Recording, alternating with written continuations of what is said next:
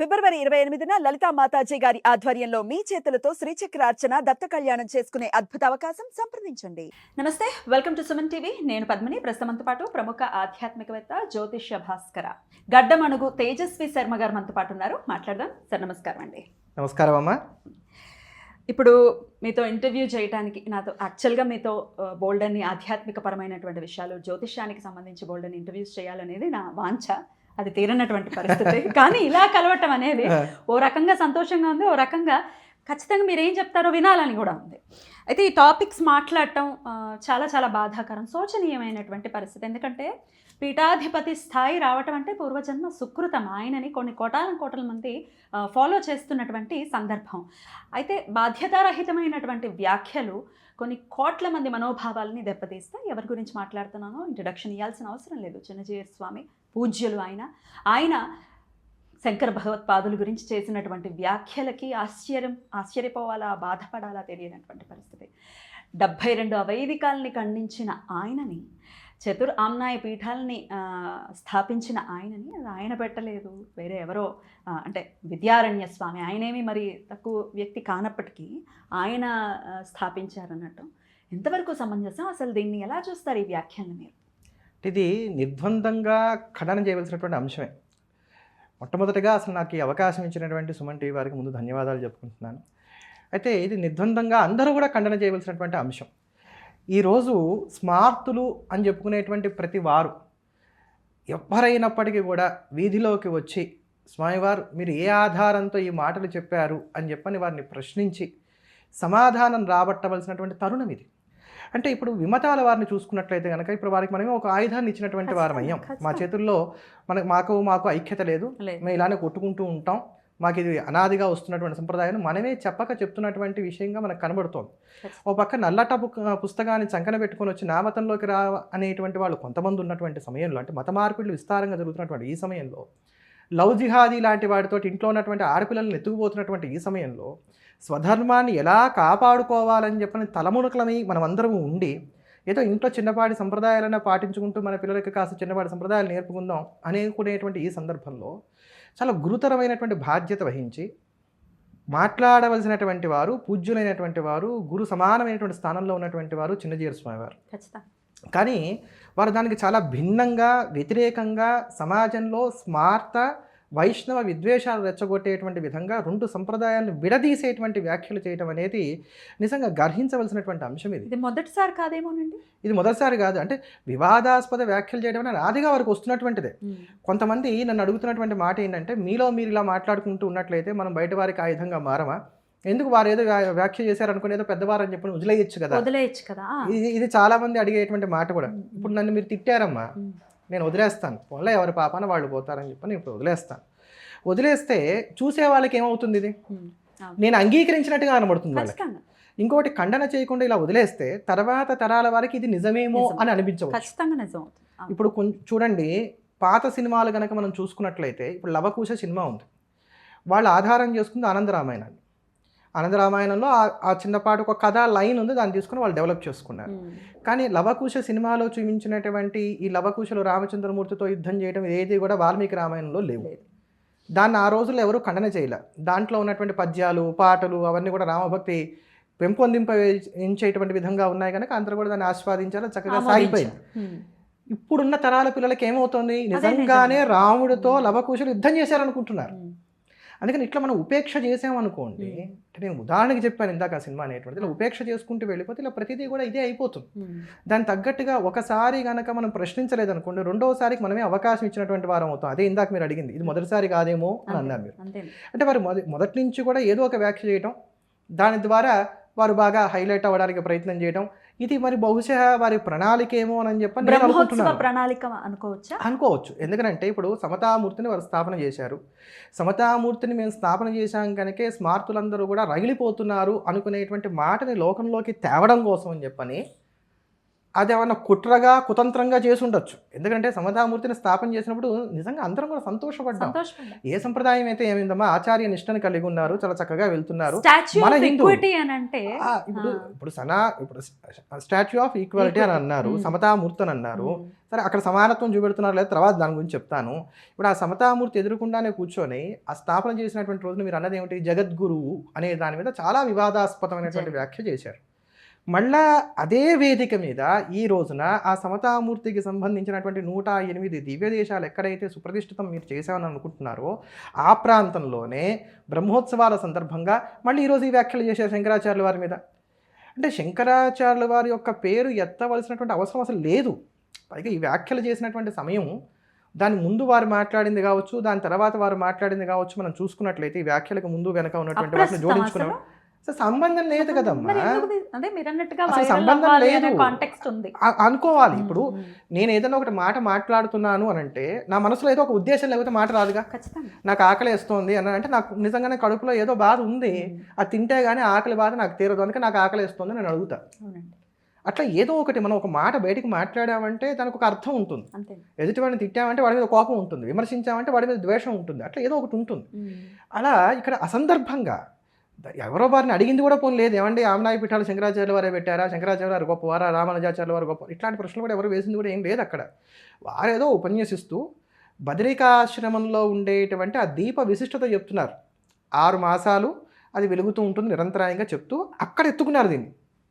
అసలు అక్కడ చెప్పాల్సిన అవసరం లేదు. దివ్య దేశాల్లో ఒకటి నారాయణ అష్టాక్షరి ప్రభవించినటువంటి చోటు, మన రామానుజ సంప్రదాయానికి సంబంధించినటువంటి వారికి మరింత విశిష్టమైనటువంటి క్షేత్రం. ఇలా వారు ఎంతైనా చెప్పుకోవచ్చు, రామానుజ వైభవం చెప్పుకోవచ్చు, ఆళ్వార్ల వైభవం చెప్పుకోవచ్చు, అక్కడ ఉన్న 108 దివ్య దేశాల వైభవాలు ఎంతైనా చెప్పవచ్చు. దాంట్లో అప్రస్తుతంగా దీన్ని ఎత్తుకోవాల్సినటువంటి అవసరం లేదు. అయినా ఎత్తుకున్నారని అంటే వారికి ఏదో దురుద్దేశమో కుట్రో లేకపోతే ఏదో ఒక వివాదం చేయాలనో లేకపోతే రెచ్చగొట్టాలనో, రెచ్చగొట్టిన తర్వాత స్మార్తులందరూ మాట్లాడుతున్నట్లయితే చూసావా స్మార్తులు వైష్ణవుల మీద పడి ఏడుస్తున్నారు అనేటువంటి భావాన్ని సమాజంలోకి జొప్పించడం కోసమనో ఏవో ఒకటి అయి ఉండాలి కదా. లేకపోతే చరిత్రని వక్రీకరణ చేస్తూ అలవోకగా సత్యదండం పట్టుకుని అన్ని అసత్యాలు చెప్పాల్సిన అవసరం ఏమొచ్చింది, లేదు కదమ్మా. విద్యారణ్య స్వామిని అన్నటువంటి లైన్లో ఆయన ఒక గైడ్గా కూడా అభివర్ణించారు. దీని గురించి వాట్ ఈస్ యువర్, మీరు ఎలా గైడ్ అంటాం అనే దాన్ని నిజంగా గర్హించాలి. మరి ఒక సందర్భంలో అంటే కొన్ని మాటలు ఏమవుతాయంటే అండి, వారు ఏ ఉద్దేశంతో చెప్తారో తెలియదు కానీ కొంత సంప్రదాయాల్లో ఉన్నటువంటి వారికి అవి కొంచెం గుచ్చుకునేటువంటి విధంగా ఉంటాయి. ఎట్లా అంటే దీని గురించి నేను చెప్తాను, ఈ గైడ్ అనే దాని గురించి చెప్తూ కూడా చెప్తాను. హాలాహల భక్షణ సందర్భాన్ని వారు తీసుకొని ఏమన్నారనంటే, దేవతలు ప్రార్థన మేరకు ఆయన హాలాహల భక్షణం చేయడానికి పూనుకున్నప్పుడు అమ్మవారి వంక చూశారు. చూస్తే ఏం కాదులే ఓయ్ తినని చెప్పని అమ్మవారు అన్నారు. ఆవిడ మోడ్రన్ లేడీ. ఇప్పుడు ఈ మోడ్రన్ లేడీ అంటే వారి కాంటెస్ట్ ఏంటంటే అమ్మవారు ఆదర్శమూర్తి అని చెప్పడం అనేది వారి ఉద్దేశం అయి ఉండొచ్చు బహుశా. కానీ అక్కడ పదం సర్వమంగళ గురించి వారు ప్రస్తావన చేసింది ఏంటంటే మోడ్రన్ లేడీ. మీరు ఇప్పటికి కూడా యూట్యూబ్లో ఉంది, ఇది చూడండి. మోడ్రన్ లేడీ ఈయన వెళ్ళేసరికి అచ్యుతాయ నమః కేశవాయ నమః మొత్తం ఆయన తాగేశారు. ఎవరు హలాహలనంతా విష్ణువే స్వీకరించేశాడు. అదేమిటో ఇప్పుడు మా ఆవిడకి చెప్పొచ్చాను నేను, మరి ఇప్పుడు నా పరువేం కావాలంటే పర్వాలేదులే నా చేతికి కాస్తుంది, ఇది నువ్వు స్వీకరించు అని చెప్పని విష్ణుమూర్తి ఇచ్చాడు. ఇస్తే దాన్ని ఆయన స్వీకరించడం గొంతు పట్టుకొని అది లోపలికి వెళ్ళకుండా ఆపాడు. అంటే అసలు ఈ కథ అసలు ఏ పురాణం ఏ ఆధారంలో ఉంది? వ్యాసప్రోక్తమైనటువంటి భాగవతంలో కావచ్చు, మిగతా పురాణాల్లో కావచ్చు, అసలు ఎక్కడా మనకు కనబడదు. అంటే వీరికంటూ ఒక ప్రత్యేకమైనటువంటి కథ, కార్ఖానా, కమీషు, వ్యవహారం ఉంటాయి. ఇది నేను ఎందుకు చెప్పి తర్వాత విద్యారణ్యుల గురించి చెప్తున్నానంటే, వీరి చరిత్రను ఇప్పుడు వక్రీకరణ చేశారు. అంటే పురాణాలు వక్రీకరణ చేస్తున్నారు, చరిత్రని వక్రీకరణ చేస్తున్నారు. అంతటి పూజ్యమైనటువంటి స్థానంలో ఉండి ఎందుకు ఇలా చేస్తున్నారు నాకు అర్థం కావట్లేదు. నేను జిఆర్ స్వామి వారిని ఎక్కడ వ్యక్తిగతంగా నేను ద్వేషించట్లేదు, విమర్శించట్లేదు. వారంటే నాకు చాలా భక్తి ఉంది. చాలామందికి తెలియనటువంటి అంశం ఏంటంటేనమ్మా, మైత్రేయ శాఖ అని ఒకటి ఉంది వేద శాఖల్లో. అది అంతరించిపోతుంటే దాన్ని కాపాడారు ఆయన. ఆ మైత్రేయ శాఖని చక్కగా ఉజ్జీవింపజేశారు. ఇప్పటికి కూడా సామాజికమైనటువంటి సేవా కార్యక్రమాలు ఎన్నో చేస్తున్నారు వారు. వాటి పరంగా మనం అందరం కూడా వారికి నమస్కారం చేయవలసింది. అంతేకాకుండా కాషాయం కట్టినంత మాత్రం నారాయణ స్వరూపులు అని చెప్పని మనకి శాస్త్రం చెప్తున్నటువంటి మాట, కాషాయ దండ మాత్రమే ఇది సాక్షాత్ నారాయణో భవేత్ అని చెప్పని, కనుక కూడా వారికి నమస్కారం చేస్తాం. అట్లా అని చెప్పని చరిత్రని మనకి పురాణాలని వీటన్నిటిని కూడా వక్రీకరణ చేసి చెప్తూ ఒప్పుకోలేం అమ్మవారిని కదా. మోడర్న్ లేడీ అనగానే ఇప్పుడు నిత్యం తెల్లవారు లేచి త్రిపుర సుందరుని ఉపాసన చేసేటువంటి మా ఓట్లకు ఏమనిపిస్తుంది ఎంత చివుక్కుమంటుంది మనసు. కదా. వీరు సన్యాసం తీసుకునేటప్పుడు ఎవరైనా సరే సన్యసించేటప్పుడు ఒక ప్రతిజ్ఞ చేస్తారండి. మేము సర్వభూతములకు అభయం ఇస్తున్నాం. అభయవ్రతం ఒకటి ఉంది అక్కడ. సర్వభూతములకు అభయం ఉంటుంది. వారి వల్ల చీమకి కూడా హాని కలగకూడదు.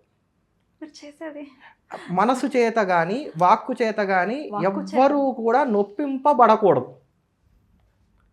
మరి ఇప్పుడు వారి మాట్లాడిన మాటల వల్ల మరి ఇతర సంప్రదాయాల వారు నొచ్చుకుంటున్నట్టే లెక్క కదా. చరిత్ర చూసుకుంటే వ్రతభంగం అవుతోంది. చరిత్ర చూసుకుంటే విద్యారణ్య స్వామి వారు భువనేశ్వరీదేవిని ఆరాధన చేసి భువనేశ్వరీదేవి యొక్క అనుగ్రహంతో వారి సంపదను పొందడానికి ప్రయత్నం చేశారు. నీకు ఈ జన్మలో సంపద లేదు నాయన, వచ్చే జన్మలో ఇస్తానంటే అమ్మవారు అది చాలా విస్తృతమైనటువంటి కథ ఒకటి మనకు కనబడుతుంది. అప్పుడు నేను దేశ రక్షణ కోసం ధర్మరక్షణ కోసం అని చెప్పని అడుగుతున్నాను అని చెప్పని అమ్మవారిని ఆయన ప్రార్థన చేయడం, అమ్మవారు ఆయన అనుగ్రహించడం, అదంతా ఆయన జీవిత చరిత్రలో చాలా విస్తారంగా మనకు కనబడుతుంది. ఆయన తపస్సు చేయడం, ఆ తపస్సు చేసేటప్పుడు అమ్మవారు ఎలా అనుగ్రహించింది, ఆయన ఎంత తీక్షణంగా తపస్సు చేస్తే చాలా విస్తృతమైనటువంటి వర్ణనలు ఉన్నాయి వాటికి. అలా త్రిపుర ఆయన భువనేశ్వరి అనుగ్రహం చేత కర్ణాటక సింహాసనాన్ని వారు స్థాపన చేశారు. అందుకనే శృంగేరి యొక్క బిరుదావులలో కర్ణాటక సింహాసన స్థాపనాచారి అనేటువంటి బిరుదు వాళ్ళకి చాలా సుప్రదంగా మనకు కనబడుతోంది. ఆ సింహాసనాన్ని వారు స్థాపన చేసి విజయనగరాన్ని స్థాపించిన తర్వాత హరిహరరాయల్ని బుక్కరాయల్ని దానికి అధిపతులుగా నియమిస్తే వారు ఏమన్నారంటే, గురువుగారు మీరు పెట్టినటువంటి రాజ్య విక్షిది మాకు, అందుకోసం అని చెప్పని ఈ రాజచిహ్నాలన్నీ మీరే స్వీకరించండి, మీరే రాజ్యాన్ని చేయండి, మీ కింద మేము ఉండి మీరు చెప్పినట్టుగా రాజ్య పరిపాలన చేస్తామంటే, నాయన సన్యాసి రాజ్య పరిపాలన చేయకూడదు కనుక మీకు అండగా మేము ఉంటాం, మీరు రాజ్య పరిపాలన చేయండి అని చెప్పని వారు చెప్పారు. వారు గురువు గారి మీద ఉన్నటువంటి అభిమానం చేత హరిరాయలు బుక్కరాయలు వీరందరూ కూడా స్వామివారికి ఛత్రచామరాదులు కిరీటాదులు అవన్నీ కూడా సమర్పించారు. మీరు స్వీకరించబోతే మీరు స్వీకరించమన్నారు. అందుకు శిష్యవాత్సల్యం చేత వారు స్వీకరించారు కిరీటాదులన్నీ కూడా. అందుకని ఇప్పటికి కూడా మనం చూసుకుంటే శృంగేరి గురు పరంపరలో ఉన్నటువంటి పీఠారోహణ చేసినటువంటి పీఠాధిపతుల్లో విద్యారణ్యుల వారు 12వ వారు. అదే ఆనాటి నుండి నేటి వరకు కూడా దర్బారు సేవ అనేటువంటిది ఒకటి ప్రత్యేకంగా మనకి దసరా టైంలో మనకు కనబడుతూ వస్తుంది. శరన్నవరాత్రుల్లో ఆనాడు విద్యారణ్యులకి వారు బహుకరించినటువంటి కిరీటాదులు హారాదులు ఛత్రచామరాది లాంఛనాలు ఏవైతే అప్పటి నుంచి అనుచానంగా వారు ధరిస్తూ వస్తున్నారు. నిత్యము సన్యసించినటువంటి వారు అవి ధరించరాదు కనుక, కాంచనానికి దూరంగా ఉండాలి కనుక శిష్యులకి ఇచ్చినటువంటి వరాన్ని దృష్టిలో పెట్టుకున్నటువంటి వారై వారిని అనుగ్రహించడం కోసం అని చెప్పని వారు ఆ సమయంలో అంతవరకే ధరిస్తారు. మీరు గమనిస్తే ఆ శారదా సన్నిధిలో ఉన్నంత వరకే ఉంటుంది, తర్వాత మళ్ళీ తీసేస్తారు వారు. ఎందుకు అనుకుంటాం, ఎందుకు లేదు, దానికి కారణం ఇది. అంతేకాక విద్యారణ్యులు బ్రహ్మీభూతులైన తర్వాత ఇదే హరిరాయలు బుక్కరాయలు శృంగేరి సమీపంలో ఒక అగ్రహారాన్ని ఏర్పాటు చేసి తమ గురుభక్తిని చాటుకుంటూ ఆ అగ్రహారానికి విద్యారణ్యపురం అనేటువంటి పేరు పెట్టారు. అక్కడ ఒక ఆలయాన్ని కూడా వాళ్ళు నిర్మించారు. అంతటి మహాత్ములైనటువంటి వారు విద్యారణ్యులు. వారిని గైడ్ అంటాం అనేది నిజంగా ఎవరూ కూడా హర్షించదగినటువంటి అంశం కాదు. ఇప్పుడు మనం భగవంతుడి గురించి మాట్లాడేటప్పుడు ఎక్కడ కూడా మనం భగవంతుని తక్కువ చేసి మాట్లాడం. మనకి బాగా ప్రేమాస్పదమైనటువంటి వారి గురించి మాట్లాడేటప్పుడు కూడా ఏనాడు కూడా వారి గురించి మనం తక్కువ చేసి మాట్లాడం. ఒకవేళ వారికి సంబంధించి మనకి గిట్టని విషయం ఏదైనా కనబడితే కూడా దాన్ని కప్పిపుచ్చడము, దాన్ని తప్పించేటువంటి ప్రయత్నము మనం లోక సహజంగా చేస్తూ ఉంటాం. అట్లాంటిది వీరు గైడ్ అంటాం అనేది వారి మనసులో ఉన్నటువంటి మాట అది. కానీ లోకంలో ఆ మాట అంటే కష్టం అవుతుంది కదా. వెంటనే దాని తర్వాత ఏమన్నారని అంటే, విద్యారణ్యులు మహాత్ములు వారు వేదభాష్యాన్ని అనుగ్రహించినటువంటి వారు అన్నారు. నిజంగానే వారు వేదభాష్యాన్ని అనుగ్రహించారు. ఆ రోజు వారు శంకర పరంపర గురించి చేసినటువంటి ప్రవచనంలో అదొక్కటే సత్యం వారు చెప్పింది, మిగతావన్నీ అసత్యాలే. మన అమోఘ సత్యవచస్కుడైనటువంటి రామచంద్రమూర్తి మూలం ఉంటూ ఆ రామచంద్రమూర్తిని నిత్యం ఆరాధన చేసేటువంటి వారు అయి ఉండి రామచంద్రమూర్తి సాక్షిగా ఇన్ని అసత్యాలు పలకడం అంటే నిజంగా వారి పూర్వజన్మ ప్రారంభంగానే అది నేను భావన చేస్తాను. మరి దానివల్ల ఏం కలుగుతుంది, ఫలితం ఎలా ఉంటుంది అనేది దైవేచ్ఛ, దానికి మనకు సంబంధం లేదు. అయితే స్వామివారు ఇలా ఎందుకు చేశారు అంటే, బహుశः మమ మాయా దురత్యయ అని చెప్పని పరమాత్మ గీతలో చెప్పినట్టుగా ఆయన మాయ ఎవరికి కూడా దాటరాంది కనుక ఆ మాయా పరవశులు అయ్యే వారు ఎవరు ఇలా వ్యాఖ్య చేసి ఉంటారని అనుకుంటున్నాను. కనుక విద్యారణ్యుల విషయంలో వారు చేసినటువంటి గైడ్ అనేటువంటి పదం ఏదైతే ఉందో, సంబోధన ఏదైతే ఉందో, అది ఎవ్వరైనప్పటికీ కూడా గర్హించవలసిందే ఖచ్చితంగా. ఇక శంకర్ల విషయానికి వస్తే పరమశివుడే ఆయన అంశగా ఖచ్చితంగా భూలోకానికి ఆయన అంశను పంపించారని చెప్పేది శాస్త్రవచనం. ఏదో మనకిష్టం వచ్చిన మాటలు లేకపోతే మనం అభిమానంతో చెప్పేసేటటువంటి మాటలు కాదు. అతి పిన్న వయసు 32 సంవత్సరాలు అంటే చాలా చిన్న వయసు. 3 సార్లు భారతదేశం కాలినడకన పర్యటించడం ఏమిటి, సాక్షాత్తు పరమశివుడే 5 లింగాల్ని ఆయనకి ఇవ్వటం, దత్తుడి పర్యవేక్షణలో ఇవన్నీ జరగటం, ఆ లింగాల్ని ప్రతిష్ఠించడం అనేది కూడా వింటూ ఉన్నాం, చదువుకుంటూ ఉన్నాము. ఇంత ఇంత సామాన్యులు, చాలా సామాన్యురాలు నేనే తెలుసుకుంటూ ఉన్నప్పుడు ఇటువంటి వ్యాఖ్యలు చేయటం అసలు దీని గురించి కూడా ఒకసారి మనం మాట్లాడుకుందాం. శంకర్లే ఇచ్చారు ఆ లింగాల్ని అని అంటారు కదా, దాని గురించి ఒక్కసారి. ఇక్కడ ఏంటంటమ్మా, శంకరుల యొక్క అంశ కాదు, సాక్షాత్తు శంకరుడే వచ్చాడు. శంభోర్మూర్తిర్ భువనచరితే శంకరాచార్య రూప. ఈ మాట కూడా మనకి విద్యార్థుల వారు చెప్పినటువంటి మాట. విద్యారణ్యుల వారు స్వామి 19 గ్రంథాలు రాశారు శంకర్ల మీద అని చదవటం జరిగింది. అనేకమైనటువంటి శంకర విజయాలు ఉన్నాయి. అంటే విద్యారణ్య స్వామి వారి కన్నా కూడా పూర్వమే అనేకమైన శంకర విజయాలు ఉన్నాయి. వాటన్నిటినీ కూడా క్రోడీకరణ చేస్తూ వాటి యొక్క సారాంశ రూపంగా నేను మరొక శంకర విజయాన్ని రచిస్తున్నాను అని చెప్పని మాధవీయ శంకర విజయానికి ప్రారంభంలో వారే చెప్పారు. ఆ మాట చెప్తూ ఇప్పటికే ఉన్నప్పుడు మళ్ళీ నువ్వెందుకు రాస్తున్నావు నన్ను అడగచ్చు ఎవరైనా. పంచామృతాల్లో ఒక్కొక్క తీపి చేరడం వల్ల ఆ పంచామృతానికి ఎలా అయితే అదనపు రుచి చేరుతూ వస్తుందో అలా నేను రాసినటువంటి ఈ శంకర విజయం మరింత హాయిని గొలుపుతుంది లోకానికి అనేటువంటి కారణం చేత రాస్తున్నాను అనేటువంటి ఉపమానాన్ని కూడా వారు అక్కడ మనకు చూపెడతారు. అయితే శంకరుల దగ్గరికి దేవతలందరూ వెళ్ళారట. కైలాసానికి వెళ్ళి బౌద్ధ జైనాలు ప్రబలి ఎక్కడ యజ్ఞయాగాది క్రతువులు జరగనటువంటి స్థితి ఏర్పడింది లోకంలో. అందుకోసం అని చెప్పని మీరు భూమి మీద అవతరించి జ్ఞానాన్ని లోకానికి ఉపదేశం చేయవలసింది అని చెప్పని ప్రార్థన చేశారు.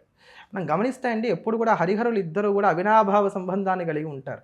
వీరికన్నా ముందు జరిగినటువంటి ద్వాపరయుగంలో ఏం జరిగిందండి, సాక్షాత్తు నారాయణుడు బాదరాయణుడిగా వచ్చి అష్టాదశ పురాణాలను బ్రహ్మసూత్రాలను ఇవన్నీ కూడా అనుగ్రహించాడు. అంటే సాహిత్యం అంతా ఆయన ఇచ్చేసాడు. ఇప్పుడు ఆ సాహిత్యం నుంచి రావాల్సినటువంటి సారాన్ని వంట పట్టించుకోవడం అనేది మృగ్యమైంది కనుక దాన్ని అందించడం కోసం అని చెప్పని శివుడు వచ్చాడు. ఆ శివుడు ఆ శివుడు శంకరాచార్యుల వారుగా వచ్చారు. ఆయన పేరు కూడా శంకరుడే. శంకరోతి ఇది శంకర, శాశ్వతమైనటువంటి శుభాన్ని ఇచ్చేటువంటి వాడు. శాశ్వతమైన శుభం అంటే మోక్షం తప్ప ఇంకో మార్గం ఉండడానికి ఆస్కారం లేదు కనుక వారి నామమే చెప్తోంది వారి అవతారం ఉద్దేశం ఏమిటి అనేటువంటిది. అలా అవతరించడం, వారు అవతరించిన తర్వాత వారు కైలాసానికి వెళ్ళారని మళ్ళీ తిరిగి ఆ కైలాసంలో పరమేశ్వరుడు వారికి 4 లింగాలు ఇచ్చారని, ఆ 4 లింగాలను తీసుకొచ్చి ఈ చిత్రామనాయ పీఠాల్లో ఏర్పాటు చేశారని. 5 కాదండి, అంటే ఇక్కడ అభిప్రాయ భేదాలు కొన్ని ఉన్నాయి. ఒప్పుకోరు, ఒప్పుకుంటాము ఒప్పుకోమని ఏం కాదు, దీంట్లో కాస్త అభిప్రాయ భేదాలు ఉన్నాయి. వీటిలో మనం ఏం అనుకోవాల్సినటువంటి అవసరాలు లేదు. 5 లింగాలు ఉన్నప్పుడు కంచి చేరుతోంది, 4 లింగాలు ఉన్నప్పుడు కంచి చేరట్లేదు. సరే, కంచి ఉందా లేదా అనేటువంటి వివాదాన్ని మనం పక్కన పెట్టుకుంటే కంచిని కలుపుకున్నా కూడా కలుపుకోకపోయినా కూడా నష్టం లేదు. ఎందుకంటే అందరూ కృషి చేస్తున్నటువంటిది అద్వైత సిద్ధాంతం కోసమే, అందరూ పూజిస్తున్నది చంద్రమౌళీశ్వరుణ్ణే, అందరూ ఆరాధన చేస్తున్నటువంటిది పరదేవతనే, అందరూ కూడా ఒప్పుకుంటున్నటువంటిది హరిహరాద్వైతాన్నే. అలాంటప్పుడు ఇంకా దాంట్లో మనకేం పెద్దగా ఇబ్బందులు పడాల్సినటువంటి అవసరాలు లేవు. అలా వారు తీసుకొచ్చారని ఆ సందర్భంలోనే సౌందర్యలహరి వారు భూలోకానికి తీసుకొచ్చారని చెప్పని మహాస్వామి వారు చెప్పినటువంటి మాట.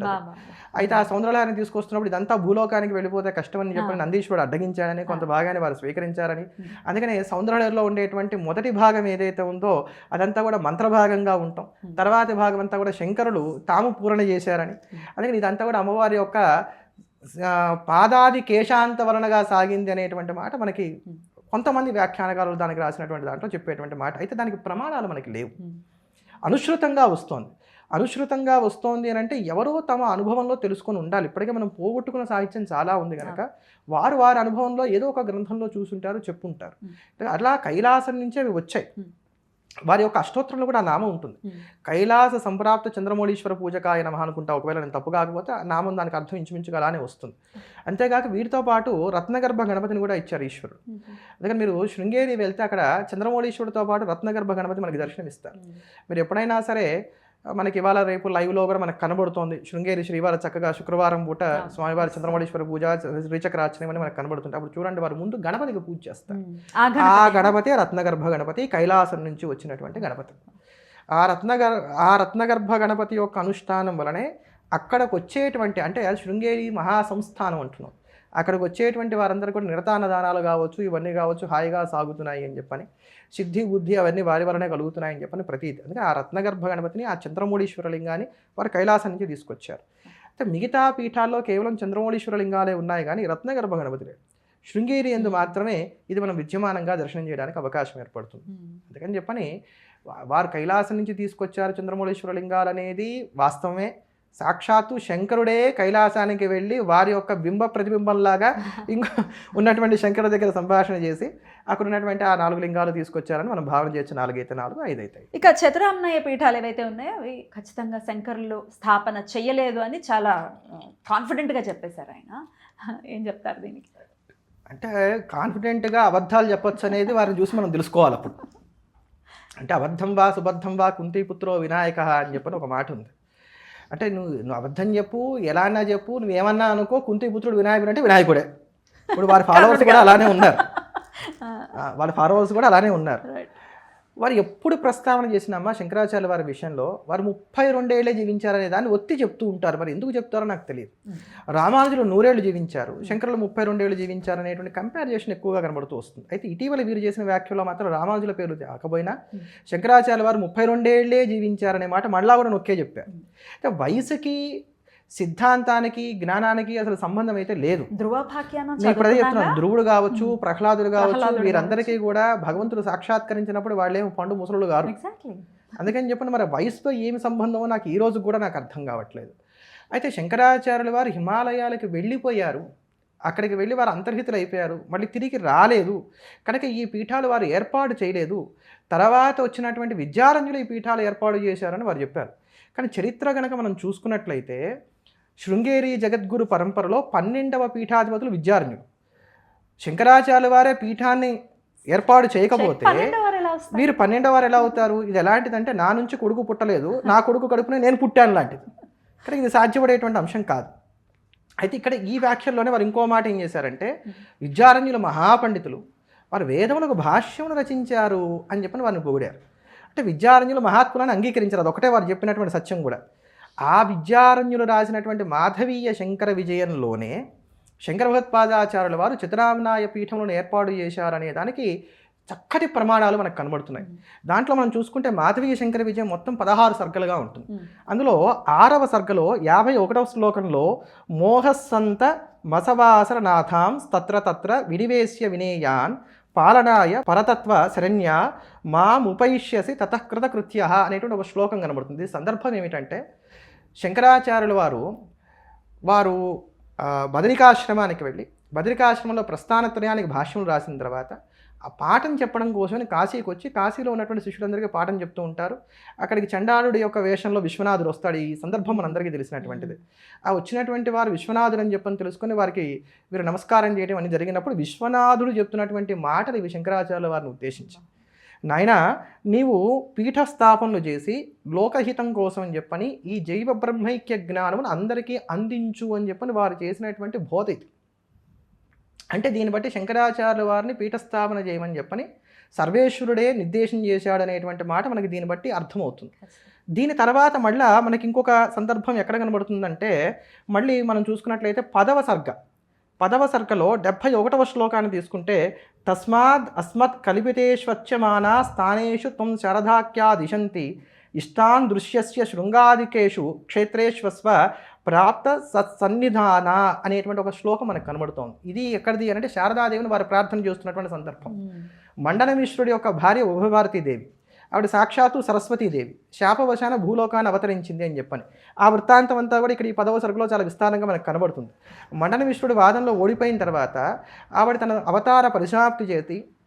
అవతార పరిసమాప్తి చేసి స్వస్థానానికి వెళ్తున్నప్పుడు వారు అమ్మవారిని ప్రార్థన చేస్తున్నటువంటి అంశం, నేను భవిష్యత్తులో శృంగేరి మొదలైనటువంటి క్షేత్రాల్లో స్థాపన చేయబోయేటువంటి పీఠాలలో నువ్వు విద్యమానంగా ఉండి అందరినీ అనుగ్రహించాలి.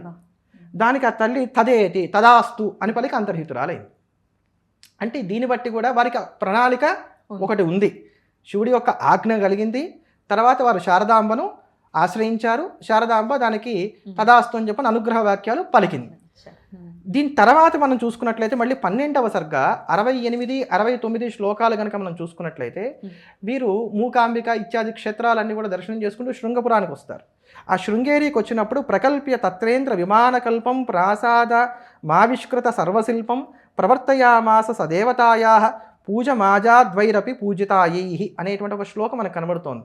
అక్కడ విమానకల్పం అంటే అక్కడ అద్భుతమైనటువంటి ఒక ఆలయాన్ని నిర్మింపజేశారు. శృంగేరిలో ఆలయాన్ని నిర్మింపజేసి అక్కడ శారదాంబను ఆయన ప్రతిష్ఠ చేశారు.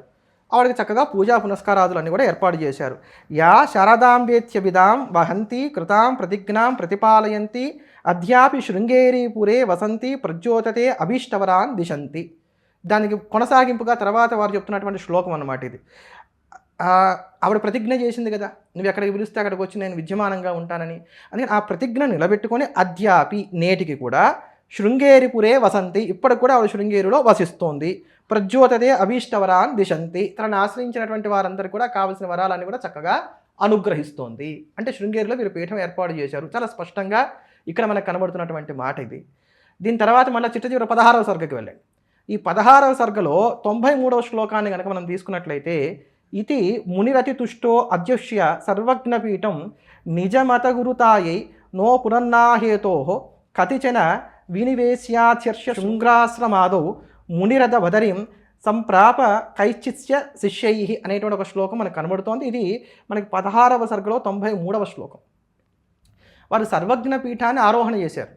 అక్కడ కూడా చాలా చక్కటి వివరణ చేస్తారు విద్యారణ్య స్వామి వారు. వారు సర్వజ్ఞ పీఠాన్ని ఆరోహణ చేయాల్సిన అవసరం వారికి ఏమి లేదు. ఎందుకంటే జీవబ్రహ్మైక్య జ్ఞానాన్ని కలిగినటువంటి వారికి ఇది కావాలి ఇది వద్దు అనేటువంటిది ఏది ఉండదు కనుక, లోకములో తమ సిద్ధాంతాన్ని ప్రతిపాదన సమగ్రంగా చేయడం కోసం అని చెప్పని సర్వులు దాన్ని అంగీకరించేటట్టుగా చేయడం కోసం అని చెప్పని సర్వజ్ఞ పీఠ ఆరోహణ చేసిన తర్వాత అప్పుడు వారు అంటున్నటువంటి మాట ఇది, ఇంకా నేను చేయవలసిందంతా అయిపోయింది, 4 పీఠాల్లోనూ 4 శిష్యులను ఏర్పాటు చేశాను కనుక ఇక్కడ ఇప్పుడు నేను నాకు మిగిలినటువంటి ప్రధానమైనటువంటి శిష్యుల్ని గ్రహించినటువంటి వాడినై నేను ఇతరత్రా స్థానాలకు వెళ్తాను, ఏది మన కేదారం ఇత్యాది స్థానాలకు వెళ్తానని చెప్పని దానికి సంబంధించినటువంటి దానికి ఉపోద్ఘాతంగా చెప్పినటువంటి శ్లోకం అన్నమాట ఇది. అంటే దీన్ని బట్టి వారు సర్వజ్ఞ పీఠారోహణ చేసేటువంటి సమయానికి 4 పీఠాలు వారు స్థాపన చేశారు, చిత్రామ్నాయ పీఠాలు ఏర్పాటు చేశారు. దాంట్లో శృంగేరి మొదలైనటువంటి వాటిలో శిష్యుల్ని ఏర్పాటు చేశారు. ఈ మాట చెప్పారు. దక్షిణంలో శృంగేరి, దానికి సురేశ్వరాచార్యులు మొదటి పీఠాధిపతులు, పశ్చిమంలో ద్వారక, దానికి పద్మపాదాచార్యుల వారు మొదటి పీఠాధిపతులు, తూర్పులో గోవర్ధన పీఠం, దానికి హస్తమలకాచార్యుల వారు మరొక ప్రధాన పీఠాధిపతులుగా ఉన్నారు, ఉత్తరంలో జ్యోతిర్మఠం, దానికి తోటకాచార్యుల వారిని ఏర్పాటు చేశారు. ఇలా ఏర్పాటు చేసినప్పుడు ఏంటి వారి యొక్క ప్రణాళిక పూర్తయింది. దీన్ని బాగా గమనించండి. మనకి మొత్తం 16 సర్గల్లో చూసుకుంటే 6వ సర్గలో శివుడు ఆయనకు బోధ చేశాడు. తర్వాత 10వ సర్గలో చూసుకుంటే శారదాంబ అనుగ్రహించింది. 12వ సర్గలో చూసుకుంటే శృంగేరిలో పీఠ స్థాపన చేశారని ఉంది. చిట్ట చివర 16వ సర్గలో చూసుకుంటే చిత్రామ్నాయ పీఠంలో స్థాపన చేశారనేటువంటి సంతృప్తి వారు వ్యక్తం చేయడం మనకు కనబడుతుంది. అంటే ఈ పీఠాలన్నీ కూడా శంకర భగవత్పాదాచార్యుల వారే ఏర్పాటు చేశారు. అది ఎప్పుడు వారు హిమాలయాలకు వెళ్ళిపోయారు, తిరిగి రాలేదని మీరు అన్నారే, దానికి పూర్వం. అంటే కట్టు పేస్ట్గా మనకి ఎంత కావాలో అంతే తీసుకున్నాం, మిగతాది వదిలేసాం. మరి దీన్ని ద్వేషం అంటారా, కల్పితం అంటారా, వక్రీకరణ అంటారా, ఏమంటారో నాకైతే తెలియదు. వారు సునిశ్చితమైనటువంటి బుద్ధిశాలి అని చెప్పని అంటారు కనుక అది వారికే వదిలేస్తున్నారు. అట్లా ఇక్కడ దీంట్లో అంటే ఇప్పుడు మళ్ళీ మనం ప్రస్తుతానికి కనుక వచ్చినట్లయితే కనుక ఈ చిత్రామ్నాయ పీఠాలకి సంబంధించినటువంటి విషయాల్లో రామానుజుల కాలానికి ఇవన్నీ ఉన్నాయండి. పురి తీసుకోండి, పురి క్షేత్రాన్ని తీసుకుంటే ఈ రోజు కూడా రథోత్సవంలో మొట్టమొదటిగా జగన్నాథుని పూజించేవారు ఎవరో చెప్పండి? పురి శంకరాచార్య స్వామి వారే. అది వైష్ణవ క్షేత్రం కాదు. మరి అక్కడ ఈ రోజుకి కూడా 108 దివ్య దేశాలలో ఒకటి. పురి శంకరాచార్యుల వారు రథారుడైనటువంటి జగన్నాథుని మొట్టమొదటిగా పూజించేటువంటి వారు. అది శంకరులకు ఉన్నటువంటి గొప్పతనం. ఈ రోజుకి కూడా 108 దివ్య దేశాల్లో ఒకటి అష్టాక్షరి ప్రభవించిందని చెప్పబడుతున్నటువంటి బదరీ క్షేత్రంలో బద్రీనారాయణ ప్రతిష్ఠ చేసింది శంకర భగవత్పాదాచార్యుల వారు. అక్కడ ఉన్నటువంటి వారిని రావల్సి అంటారు. వారు నంబూతిరి బ్రాహ్మణులు, కేవలం నంబూతిరి బ్రాహ్మణులు, వాళ్ళు వైష్ణవులు గారమ్మా, వాళ్ళు స్మార్తులు. మరి ఇంత చరిత్ర ఉంటే ఇది కాదనటం మరి మనకి హాస్యాస్పదం అవదా? చదవనట్ట, చదివి కూడా వ్యతిరేకత రీత్యా ఇట్లా మాట్లాడటం ఎట్లా అర్థం చేసుకోవాలంటే? చదవలేదు అని నేను అనుకోను. ఇప్పుడు నేను మిమ్మల్ని తిట్టాలనుకున్నాను అనుకోండి, మీ గురించి నేను లోటుపాట్లే ఫస్ట్ నేను తెలుసుకుంటాను, మీ మంచితో నాకు పని లేదు. కనుక ఇప్పుడు సంప్రదాయంలో ఉన్నటువంటి వారు మరొక సంప్రదాయం గురించి మాట్లాడాలంటే ముందు ఆ సంప్రదాయాన్ని గురించి క్షుణ్ణంగా తెలుసుకుంటారు. అందులో కూడా ఏవైతే మనకు అంత పెద్దగా సమర్థనీయంగా అనిపించవో మన మనసుకి, వాటి మీద ఎక్కువగా ఫోకస్ కూడా పెడతాం. కనుక వీరు శంకరాచార్యుల వారి యొక్క జీవిత చరిత్రను చదవలేదు అనేటువంటి మాట అయితే నేను అనుకోను. కావాలని చరిత్రని వక్రీకరణ చేయడం కోసం, శంకర భగవత్పాదాచార్యుల వారిని వైష్ణవులుగా చిత్రీకరణ చేయడం కోసం, శంకరుల యొక్క చిత్రామ్నాయ పీఠాలే అసలు వారు స్థాపన చేయలేదని అంటే కనుక ఆ పీఠాలే లేవని నిరూపణ చేయడం కోసం ఇటువంటి వ్యాఖ్యలు అంతే. అసలు అది కుట్ర కావచ్చు, కుతంత్రం కావచ్చు, వారి మనసులో ఉన్నటువంటి శివద్వేషం అనేటువంటి కుళ్ళు బయటకు మాటల రూపంలో వచ్చినటువంటి అది దాన్ని ఏమంటారు దుర్వాసనగా మనం భావన చేయొచ్చు. మాటల దుర్వాసన రూపంలో వచ్చినట్టుగా కూడా మనం భావన చేయవచ్చు. నేను ఎక్కడ మళ్ళీ చెప్తున్నాను, జిఆర్ స్వామి వారి యొక్క ఫాలోవర్స్తో సహా అందరికీ నేను చెప్తుంది ఏంటంటే, నేను జిఆర్ స్వామి వారి మీద ఎక్కడా కూడా విద్వేషపూరితమైన వ్యాఖ్యలు నేను చేయట్లా. వారు మాట్లాడినటువంటి దాన్ని నేను సిద్ధాంతపూర్వకంగానే ఖండన చేస్తున్నాను. ఎందుకంటే ఇది మనకు అనాదిగా మన సనాతన ధర్మం మనకు నేర్పినటువంటి గౌరవ మర్యాదలు. ఇదివరకు లాగా లేదండి కాలం. మనం చూసుకుంటే ప్రతి ఒక్కరు స్పందిస్తున్నారు. తెలిసిన వాళ్ళు మీరు ఇందాక చెప్పినట్టుగా 100% కరెక్ట్. తెలిసిన వాళ్ళు మాట్లాడకపోతే కొన్నాళ్ళకి అదే నిజమైపోతుంది. సోషల్ మీడియాని వేదికగా చేసుకుని వాళ్ళకి తెలిసిన ఏ చిన్న విషయాన్నైనా చెప్తున్నారు, ఖండిస్తున్నారు. ఇది తప్పు అంటే తప్పు అని ఖండిస్తున్నారు. మరి ఇంత మోడర్న్ లేడీ అని మాట్లాడిన మోడర్న్ స్వామీజీ వారికి తెలీదా? వారికి సపర్యలు చేసే వాళ్ళైనా ఉప్పందించవచ్చు కదా, ఏమంటే మనం ఇలా మాట్లాడుతూ ఊరుకోరండి, ఖచ్చితంగా అందరూ మాట్లాడతారు అని చెప్పి. వాళ్ళకి కావాల్సిందే ఇదా? అసలు ఏమని అర్థం చేసుకోవచ్చండి? వివాదాలకి ఇదేమి నాందిగా వారు ఏం లేరుగా, అనాదిగా వివాదాస్పదమైనటువంటి వ్యాఖ్యలు చేస్తున్నారు కనుక అది వారి స్వభావం ఏమో అని నేను అనుకుంటున్నాను. ఎందుకంటే ప్రతి వారికి ఒక స్వభావం ఉంటుంది. పులి మేమను, పులి గాండ్రించును, జీరస్వామి వారు ఇలా ఉండురు, ఇట్లా మనం అది వారి స్వభావంగా అనుకోవాలి. సో ఇందాక మీరు అన్నట్టుగానే శంకరుల్ని వైష్ణవులుగా ఖచ్చితంగా అభివర్ణిస్తూనే ఉన్నారు. ఆయన శుద్ధ వైష్ణవుడు అని ఆయన క్లియర్గా చెప్పేసేటటువంటి వైనం ఎట్లా అర్థం చేసుకోవచ్చు? వైనం ఏంటి, వారు అదే మాట అన్నారు. శంకరులు నారాయణ పరాయణులు, వారు శుద్ధ వైష్ణవులు. వారి బ్రహ్మసూత్రాలు ఇత్యాదులు కనుక చూసుకున్నట్లయితే ఇంకా అక్కడక్కడన్నా రామానుజులు మొహమాటానికి సర్వేశ్వరేశ్వర అన్నారు, కానీ వీరు చాలా స్పష్టంగా విష్ణు, కృష్ణ, వాసుదేవ ఇట్లానే చెప్పారు అనేటువంటి మాట చెప్పారు. అంటే శుద్ధ వైష్ణవుడు అంటే వీర వైష్ణవుడు అని అర్థం. వారు ఇంకే దేవతని కూడా అంగీకరించుకోవడం. శంకర సాహిత్యాన్ని మనం 3 భాగాలు చేయాలి. 3 భాగాలు చేస్తే మొదటిది ప్రస్థానత్రయం అవుతుంది. బ్రహ్మసూత్రములు, భగవద్గీతా భాష్యము, బ్రహ్మసూత్ర భాష్యం, భగవద్గీతా భాష్యం, తర్వాత ఉపనిషత్ భాష్యం. ఈ ఉత్తమాధికారుల కోసం ఏర్పాటు చేసినటువంటి, అలానే మధ్యమాధికారుల కోసం ఏర్పాటు చేసినటువంటి వివేక చూడామణి వంటి ప్రకరణ గ్రంథాలు. సమాజుల కోసం ఏర్పాటు చేసినటువంటిది స్తోత్ర సాహిత్యం. ఇప్పుడు నిజంగా శుద్ధ వైష్ణవులైతే ఏ దేవతని కూడా కీర్తన చేయకూడదు. కానీ వారిని కనుక మనం చూసుకున్నట్లయితే, శంకరాచార్య వారిని కనుక మనం చూసుకున్నట్లయితే కేవలం భజగోవిందం అని ఏమనలేదుగా. అందరి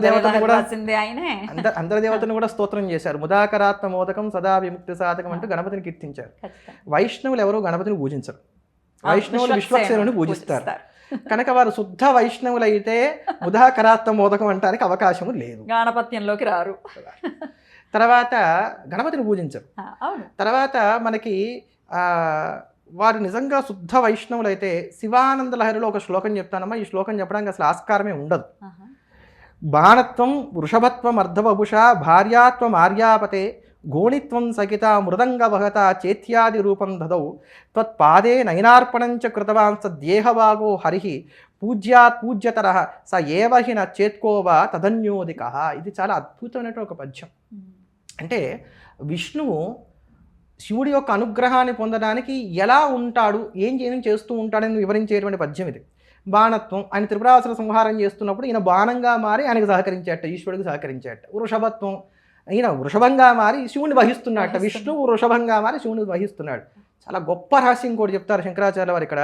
మర్ధత్వ వభుష భార్యాత్వం ఆర్యాపతే, నీకు అర్ధాంగిగా భారీగా కూడా నారాయణుడే ఉన్నాడన్నారు.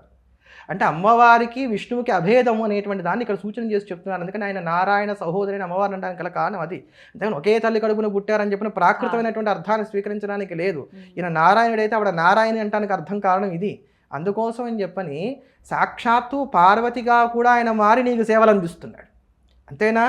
ఘోణిత్వం అంటే శూకరంగా మారాడు, పందిగా మారాడు. దేనికోసం? నీ పాత మూలం ఏదో తెలుసుకోవడానికి. లింగోద్భవ కథని మనం గుర్తు చేసుకోవాలి ఇక్కడ. ఇదంతా శంకర భగవత్పాదాచార్యుల వారు చెప్పినటువంటి శివానందలో ఉన్నటువంటి శ్లోకమే. సఖిత మృదంగ వహత చేత్యాది రూపం దదౌ, నీకు చెలికాడిగా ఉండి, స్నేహితుడిగా ఉండి, నీ యొక్క నాట్యానికి సహకరించేటువంటి విధంగా, నీ గతులకి తగినటువంటి విధంగా ఆయన మృదంగాన్ని వాయిస్తున్నాడు. అంటే ఈ మృదంగంలో ఒక రహస్యం ఉంటుంది. మృదంగంలో ఉన్నటువంటి తాళానికి తగినటువంటి విధంగా అక్కడ అడుగులు పడాలి, అక్కడ అడుగులకి తగినటువంటి విధంగా ఇక్కడ తాళం ఉండాలి.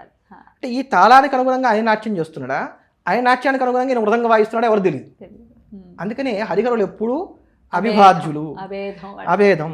త్వత్పాదే నయనార్పణంచ కృతం వా స్వదేహభాగో హరి. ఆయన తన కళ్ళు పెకిలించి నీ పాదాలకు అర్పణ చేశాడు, అప్పుడే కదా ఆయనకు సుదర్శనం ఇచ్చాడనేటువంటి మాట. పూజ్యాత్ పూజ్యతరహ, పూజ్యులందరిలో కూడా పూజ్యుడు ఈ కారణం చేత విష్ణువు అయ్యాడని చెప్పి నిరూపణ చేశాడు. శుద్ధ వైష్ణవులు ఎవరనే మాట చెప్తారా? సౌందర్యలహరి అన్నారు ఇందాక మీరు. సౌందర్యలోకంలో అద్భుతమైనటువంటి శ్లోకం ఉంటుంది. త్రయాణం దేవానాం త్రిగుణ జనితానాం తవ శివే భవేత్ పూజ పూజ, భవేత్ పూజ పూజ. అమ్మా నీకు చేసే పూజ మాత్రమే పూజ. భవేత్ పూజ పూజ తవ చరణయోర్యా విరచిత భవాని తత్పాదోద్వహన మణిపీఠస్య నికటే శస్వన్ ముకులిత కరోత్తంస మగుటా. త్రిగుణముల నుంచి పుట్టినటువంటి ముగ్గురు దేవతలు కూడా, బ్రహ్మ విష్ణు మహేశ్వరులు కూడా, భవాని తత్పాదోద్వహన మణిపీఠస్య నికటే శస్వన్ ముకులిత కరోత్తంస మగుట. నీ పాదపీఠం దగ్గర 2 చేతులు జోడించి తమ కిరీటాలు నీ పాదాల కాంచి నమస్కారం చేస్తున్నారని చెప్పారు. శుద్ధ వైష్ణవుడు ఎక్కడైనా విష్ణువు అమ్మవారికి నమస్కారం చేయడానికి, పాదాలకు నమస్కారం చేయడానికి అంగీకరిస్తాడా? ఒక్కనాటికి. మరి ఎట్లా? ఆయన షణ్మత స్థాపనాచారులమ్మా. 6 మతాలని ఆయన అంగీకరించారు. 6 మతాల్లోనే ఆయన బ్రహ్మత్వాన్ని చూసారు. ఆయన బ్రహ్మవాది, ఆయన విష్ణువాది కాదు, శివవాది కాదు, శక్తివాది కాదు, ఇంకోవాది కాదు, ఆయన బ్రహ్మవాది. నిర్గుణమైనటువంటి పరబ్రహ్మము అల్పులైనటువంటి మానవులను ఉద్ధరించడం కోసం అని చెప్పని, ఎవరైతే నిరాకార పరబ్రహ్మమందు చిత్తమును నిలిపి ధ్యానం చేయలేరో వారిని అనుగ్రహించడం కోసం అని చెప్పని, భక్తుల యొక్క ఉపాసనా సౌలభ్యం కోసం అని చెప్పని సగుణ సాకారమైనటువంటి అవతార రూపాలు స్వీకరించి తరింపజేస్తోంది మనల్ని. కనుక ఈ సగుణ రూపాన్ని పట్టుకుని మెల్లగా నిర్గుణంలోకి ప్రవేశించండి. అలా నిర్గుణంలోకి వెళ్ళి ముక్తిని పొందడానికి కానీ ఈ 5 దేవతలు మీకు ఉపకరిస్తారని చెప్పని పంచాయతనాన్ని చెప్పిన వారు. మరి అదే ఆ పంచాయతనాన్ని ఇచ్చింది కూడా ఆయన కాదు అని చెప్పి ఈయన వ్యాఖ్యానించడం కూడా జరిగింది. దీని గురించి కూడా ఒక్కసారి ఇక్కడ 2 విషయాలు చెప్తాను. పంచాయతనాన్ని నిజంగానే శంకర భగవత్పాదాచార్యుల వారు ఏర్పాటు చేయలేదు. దీన్ని ఏర్పాటు చేసినటువంటి వారు విద్యారణ్యయతి అనేటువంటి మాట వారు చెప్పారు. దానికి వారు చూపించినటువంటి కారణం ఏంటంటే, ఆ సమయంలో తురుష్క దండయాత్రలు అధికంగా ఉన్నాయి కనుక అందరినీ ఏకీకృతం చేయడం కోసం అని చెప్పని విద్యారణ్యులు పంచాయతనాన్ని ఏర్పాటు చేశారని అన్నారు. కనుక దీంట్లో అసలు మొట్టమొదట విద్యారణ్యులు ఏర్పాటు చేశారు ఆ పంచాయతనాన్ని. శంకర భగవత్పాదులు ఏర్పాటు చేశారని అంటే ఇదే వైష్ణవంలో ఉన్న వాళ్ళని ఎవరిని పిలిచి అడిగినా కూడా చెప్తారు శంకరులే ఏర్పాటు చేశారని. కనుక కానీ మళ్ళీ మనకి గ్రంథ ప్రమాణం ఒకటి కావాలి, మనం వేగ్గా మాట్లాడకూడదు. కనుక ఈ గ్రంథ ప్రమాణం తీసుకుంటే మళ్ళీ అదే మాధవీయ శంకర విజయాన్ని కనుక మనం ఆశ్రయిస్తే అనేకమైనటువంటి అవైదిక మతాన్ని వారు ఖండన చేస్తూ వారు అనంతసేన క్షేత్రానికి వెళ్ళారు. అంటే అనంత పద్మనాభ స్వామి వారి యొక్క క్షేత్రానికి వెళ్ళినప్పుడు అక్కడ భక్త భాగవతాశ్చైవ వైష్ణవాః పాంచరాత్రిణః వైకానసాః కర్మహీనా షడ్విధా వైష్ణవాః మత 6 విధాలైన వైష్ణవులు వారి దగ్గరికి వచ్చారు. ఎవరు వాళ్ళు? భక్తులు. ఆయన భగవంతుడు, మేము భక్తులు, మాకు ఇంకేం అక్కర్లేదు అనుకునేటువంటి వారు. భాగవతులు, వైష్ణవులు, పాంచరాత్రులు, వైకానసులు, కర్మహీనులు అనేవారు వచ్చారు. వారితో ఒక్కొక్కరితోనూ ఆయన వాదన చేసి వారందరినీ ఓడిస్తారు. దాంట్లో మొట్టమొదటి భక్తుడితో వాదన చేసి అతనికి ఈ సత్యాన్ని చెప్పేటువంటి క్రమంలో మనకు ఒక మాట కనబడుతుంది. ఇది 5వ సర్గ, మనకి మాధవీయ శంకర విజయంలో ఉన్నటువంటి 5వ సర్గలో ఉన్నటువంటి 112వ శ్లోకం. బ్రాహ్మణాచార దేవాస్యు ఈశ్వరో విష్ణుర్ దినేశ్వర ఉమాగణపతిశ్చైవ తేషాం పూజనపరా నరాహ. ఓ బ్రాహ్మణుడా, నువ్వు ఎప్పుడు కూడా ఈశ్వరుణ్ణి, విష్ణువుని, దినేశ్వరుడు అంటే సూర్యుడిని, ఉమాదేవిని, గణపతిని, వీరిని తేషాం పూజన పరాహ, వీరిని ఎప్పుడు కూడా పూజించని చెప్పారు. ఇది పంచాయతనం కాదమ్మా? పంచాయతనమే. తర్వాత అతను చేసినటువంటి ఉపదేశాలన్నిటి వలన కూడా అతను దీన్ని అంగీకరించాడు. అంగీకరించి తేన భగ్నే లింగదేహ ముక్తిర్భవతి నాణ్యద ఇత్యాదిష్ణో విష్ణు శర్మ దండవత్ ప్రణిపత్యతాం. ఆ మాట్లాడినటువంటి వాడి పేరు విష్ణు శర్మ.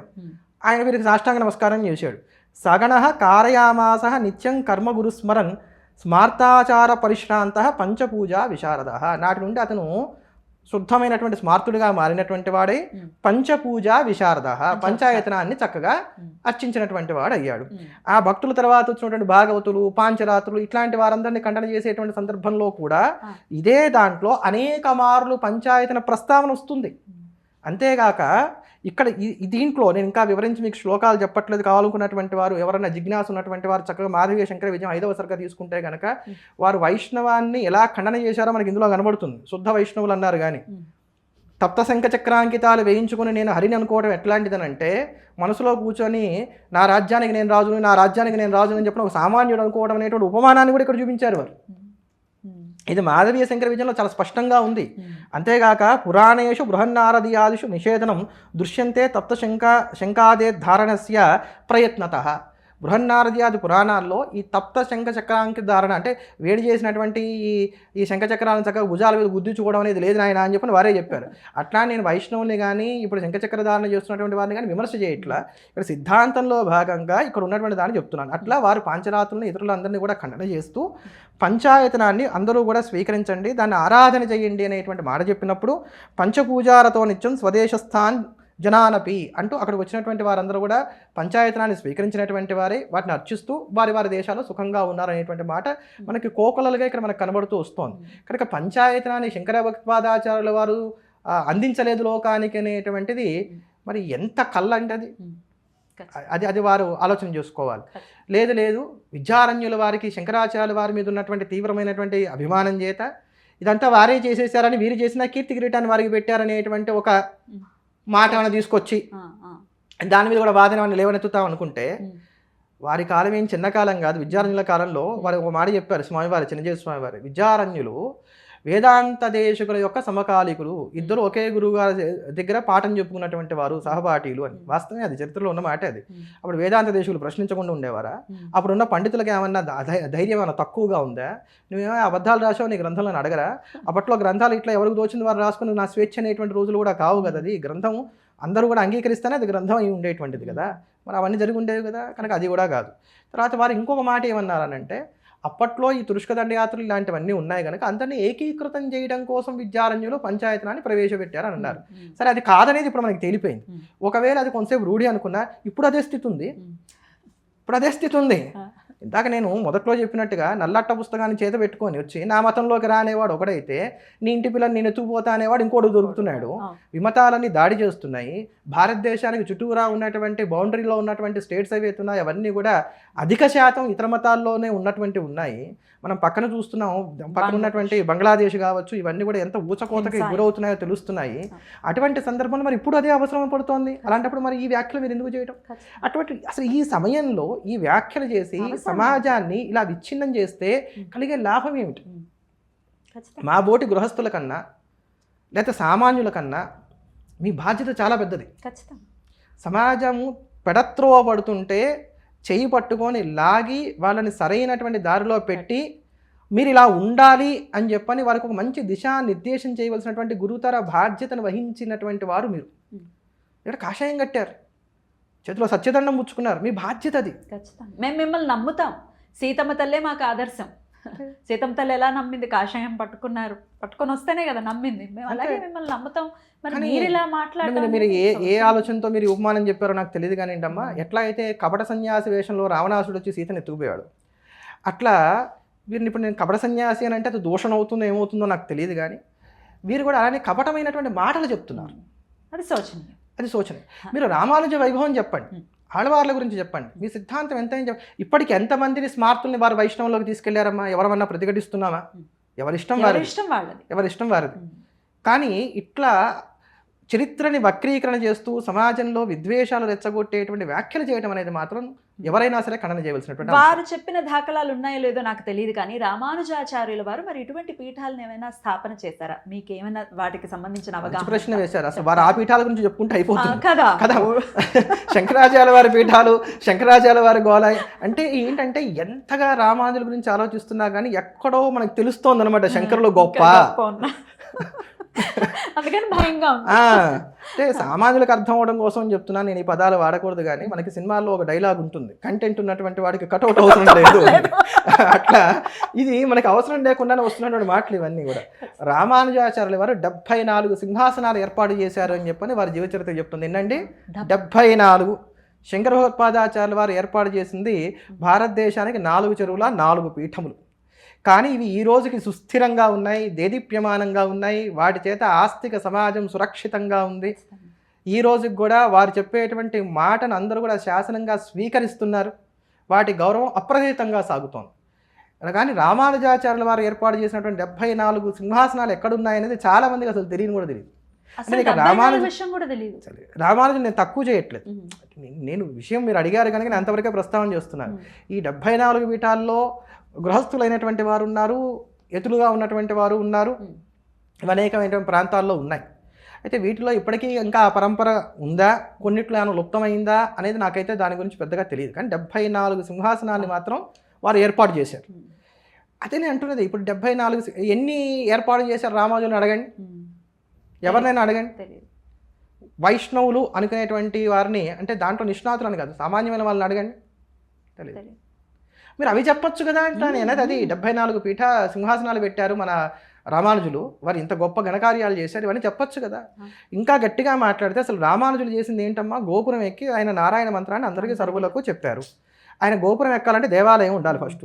ఆ దేవాలయం ఉండాలంటే శంకరాచార్యులు వారు వచ్చి అవైదిక మత ఖండన చేసి వారు కనుక ఈ షణ్మతాలని కనుక స్థాపన చేయకుండా ఉంటే అసలు దేవాలయం ఉండేదా, దేవాలయంలో అయితే గోపురం ఉండేదా, గోపురం ఎక్కడానికి రామానుజాచార్యుల వారికి అసలు అవకాశం ఉండేదా? అద్భుతం. మరి అటువంటి సోపానాలని మనం చూసుకున్నప్పుడు ఈ రోజుకు కూడా మీరు ఆమ్నాయ మఠాలను చూడండి, ఎంత హుందాగా ఉంటాయో అవి. ఏనాడు కూడా ఇంతవరకు ఏ ఆమ్నాయ మఠం కూడా రామానుజుల్ని కానీ మధ్వాచార్యుల వారిని కానీ అవమానంగా అవహేళనగా మాట్లాడిన దాఖలాలు మనకు కనబడవు, ఇకపై ఉండవు కూడా. ఉండవు. ఎంత అది అంటే పరస్పరం భావయంతగా ఒకరినొకరిని చక్కగా గౌరవించుకుంటూ మనం ముందుకు వెళ్ళాలి. సిద్ధాంతపరంగా భేదం ఉంది, హాయిగా కూర్చోవాలి, మాట్లాడుకోవాలి. కానీ చక్కగా ఇంతమంది ఉన్నారు నా ఎదురుకుండా, ఇంత మంచి భజన బృందం ఉంది, నాకు నేనేం చెప్పినా చెల్లుబాటు అవుతుంది అని మాట్లాడితే మటుకు ఖచ్చితంగా ఇప్పుడు అందరూ మాట్లాడాల్సి, అందరూ వ్యాఖ్యలు చేయాల్సిన పరిస్థితి. ఈ రోజు ఇప్పుడు కన్నా సరే స్మార్తులు గనక నిద్ర లేచి వాళ్ళు గనక ప్రతిఘటించకపోతే చాలా ప్రమాదం. ఖచ్చితంగా. అదిగో ఇప్పుడు ఇట్లాంటి వాటి కోసమే వారు ఈ వ్యాఖ్యలు చేశారని నేను అనుకుంటున్నాను. ఇట్లా స్మార్తులందరూ ఇప్పుడు ఏకీకృతమై మాట్లాడుకొని చూసావా వైష్ణవ మీద దాడి అనటం కోసమే సర్వ్ చేస్తాం, పర్పస్ ఈజ్ సర్వ్డ్ అంతే.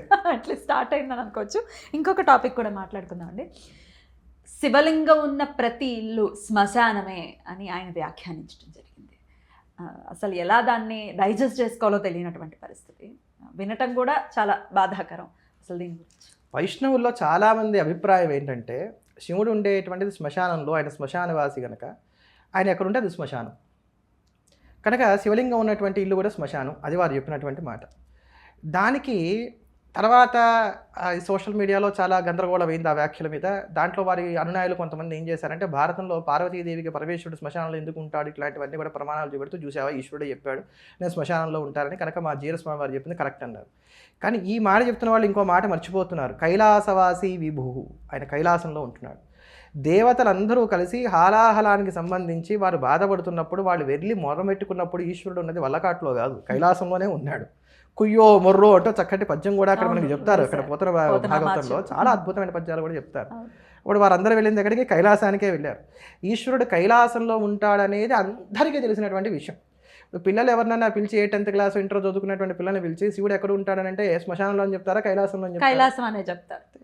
అంటే సర్వవ్యాపి అయినటువంటి ఆ పరమాత్మ ఉగ్రమైనటువంటి సంకులమైనటువంటి భూతములను శిక్షించి మనం రక్షించడం కోసం అని చెప్పిన ఒక రూపంలో, రుద్ర రూపంలో శ్మశానంలో ఉన్నటువంటి విధంగానే సర్వమంగళ విగ్రహమైనటువంటి స్వరూపంతో ఆయన కైలాసంలో విద్యమానమై పార్వతీదేవితో కలిసి అప్సరోగణములు నాట్యం చేస్తూ ఉంటే, గంధర్వులు చక్కగా పాటలు పాడుతూ ఉంటే, తన సకుడైనటువంటి కుబేరుడితో కలిసి నంది, భృంగి, రిటి ఇట్లాంటి వారందరూ సేవిస్తూ ఉండగా బ్రహ్మాదుల చేత వంజుడే అక్కడ ప్రకాశమానంగా ఉన్నాడు.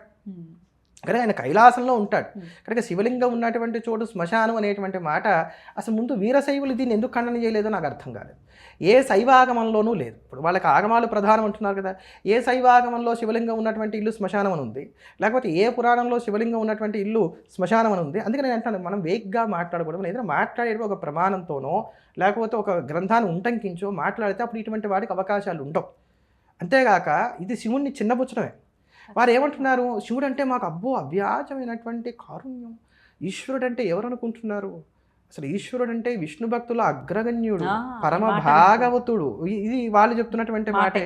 అంటే మరి మీరు పరమ భాగవతులు అంటున్నారు, భాగవతులకే మీరు ఎక్కువ ప్రాముఖ్యతనిస్తారు. రామానుజ సిద్ధాంతంలో ఏంటంటే అమ్మా, భగవంతుడిని పూజించకపోయినా దోషం లేదు, భాగవతుడిని పూజించాలి. దీనికి నిదర్శనంగా వారు చూపించేటువంటి ఆళ్వారు చరిత్రలో అత్యంత ప్రధానమైనటువంటి చరిత్ర ఏదంటే కులశేఖర ఆళ్వార్ల చరిత్ర.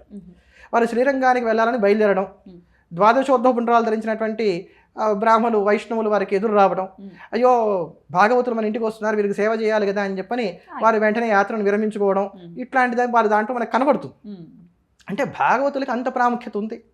మరి అటువంటి పరమ భాగవతుడైనటువంటి శివుడు ఉండేటువంటిది వల్లకాడు ఎందుకు అవుతుందండి, మంగళప్రదమైనటువంటి చోటు అవుతుంది. కానీ కనుక ఇది ద్వంద్వ వైఖరి, ద్వంద్వ కళ్ళ వైఖరి. సిద్ధాంతం. కనుక దీన్ని మనం ఖచ్చితంగా ఖండన చేయవలసిందే. అక్కడ ఇంకో మాట అన్నారు, జననీ శివకామిని అనేటువంటి పాటతో ద్రౌపదీదేవి ఏమీ కీర్తన చేయలేదు. పాండవులు పరమ వైష్ణవులు, వారు నారాయణ పరాయణులు, వారు విష్ణువునే సేవించారు అనే మాట అన్నారు. కానీ భారతాన్ని కనుక మనం సమగ్రంగా అధ్యయనం చేస్తే భారతాన్ని సమగ్రంగా అధ్యయనం చేస్తే పాండవులు స్మార్తులు అంటాను నేను. ఎలా? ఎందుకు కాదో చెప్పండి. ఇప్పుడు నేను కొన్ని ఉపమానాలు మీకు చూపెడతాను. పాండవులు తమ జూదంలో రాజ్యాన్ని కోల్పోయారు, వనవాసానికి వచ్చారు. జోముడి దగ్గరికి యుధిష్ఠుడు వెళ్ళాడు, నన్ను నమ్ముకొని ఇంతమంది వచ్చారు వనాలకి, వీళ్ళందరికీ నేను తిండి పెట్టాలి రాజుని. రాజు అంటే అప్పటికి రాజ్యం లేకపోయినా రాజే, వీళ్ళందరికీ తిండి పెట్టాలి.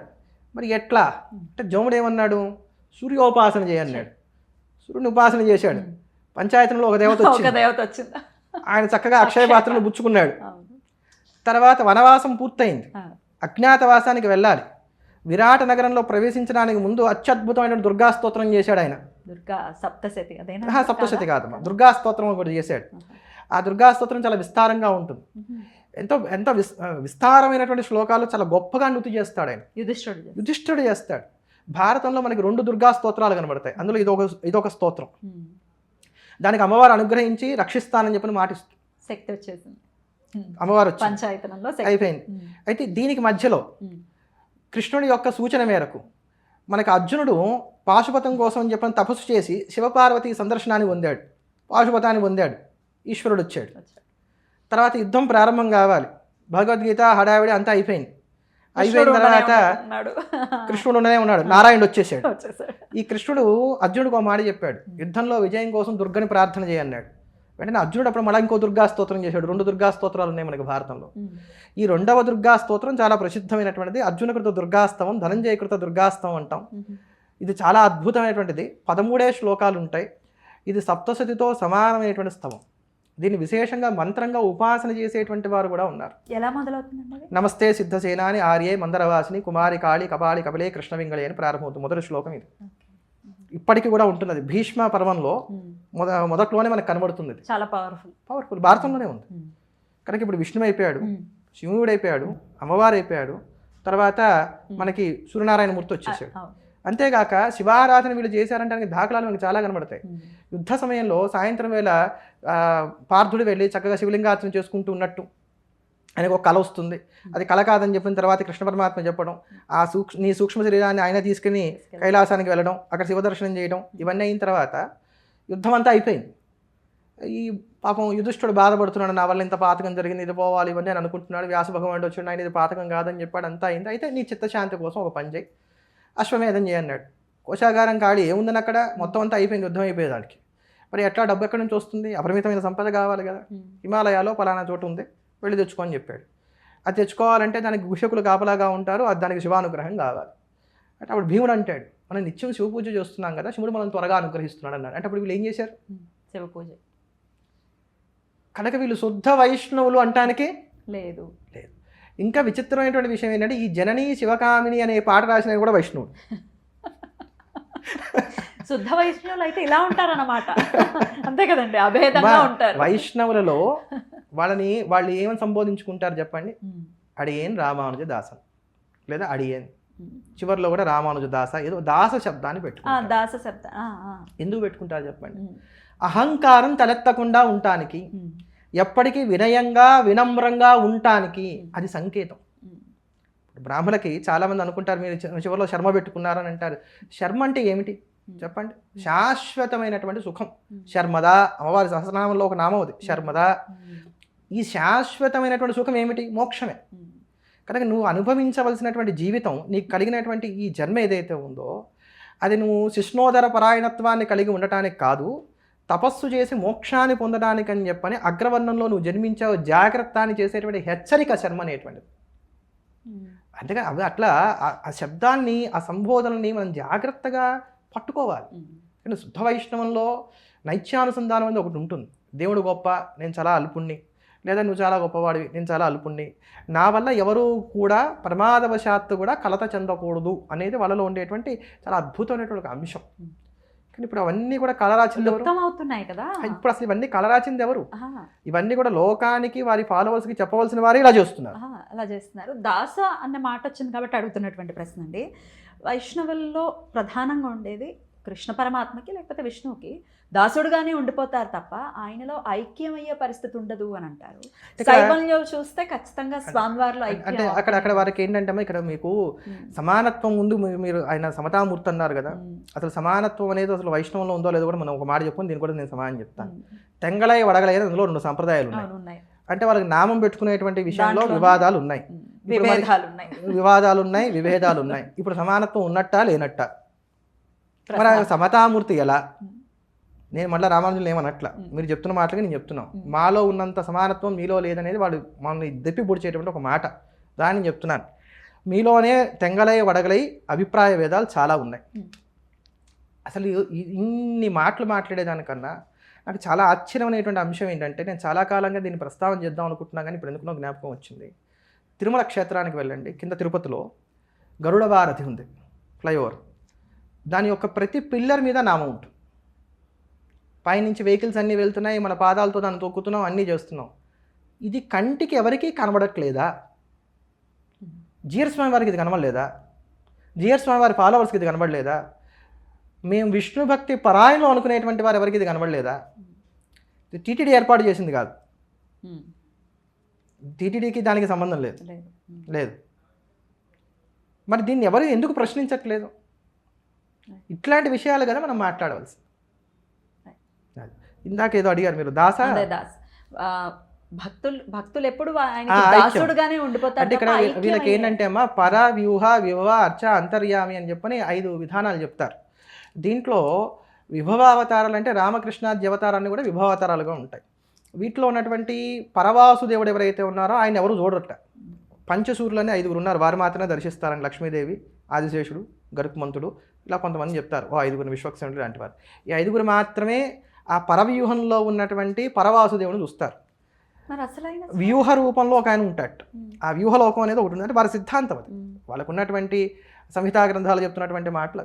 ఆ వ్యూహలోకానికి వీళ్ళందరూ చేరతారు, ఈ భక్తులందరూ చేరి అక్కడ విష్ణు సమానమైనటువంటి తేజస్సుతో, విష్ణుమూర్తి లాంటి రూపాలతో వాళ్ళకు ఉన్నటువంటి ఆ భక్తి తారతమ్యాలను బట్టి కొంతమంది దగ్గరగా, కొంతమంది సారూప్యంతో, కొంతమంది ఆ సాలోక్యంలోనూ ఆ స్థితి అంతా కూడా అనుభవిస్తూ ఉంటారు అనేటువంటి మాట కూడా చెప్తారు. అంతే తప్ప భగవంతుడిలో లీనమైపోవడం అనేటువంటిది మనకి లేదు. వాళ్ళకి ఎంతసేపు కూడా భగవంతుడు సుప్రీం లార్డ్, భాగవతుడు అనేటువంటి వాడు ఎప్పుడు కూడా సేవకుడే. అది వాళ్ళ సిద్ధాంతం, దాన్ని మనం ఏమి కాదనట్లేదు. అది కూడా ఒక అమోఘమైనటువంటి అంశమే, మంచిదే. భగవంతుడు గొప్పవాడు, నేను అనుకోవడం కూడా తప్పేమీ కాదు.